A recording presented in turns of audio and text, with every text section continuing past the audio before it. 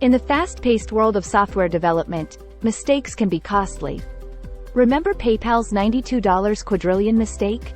Or the Gangnam Style video that broke YouTube? That's why we need to talk about quality assurance versus quality control. Quality assurance isn't just a buzzword, it's the first step in any project. It's about ensuring your software meets customer requirements and delivers quality products. Why does your company need the right QA team? Because errors, once in the hands of users, can ruin your reputation. Quality assurance ensures your product's quality and performance aren't compromised. QA saves you time and money.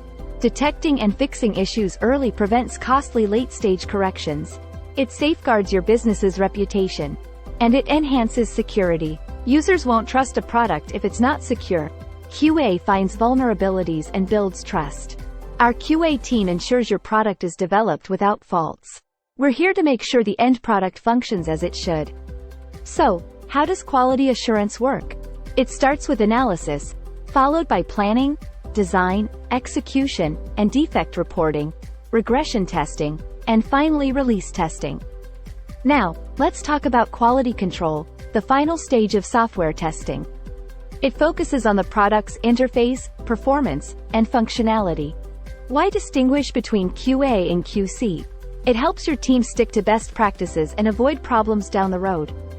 Key differences between QA and QC. QA focuses on long-term solutions, while QC deals with short-term fixes. These two teams need to cooperate, ensuring both product quality and clean processes. The scope and methodology of QA focus on primary production and clean code. QC deals with secondary factors like compatibility, performance, and issues. Looking for a quality assurance plan? Our quality assurance and UAT experts provide end-to-end software testing services for all your needs.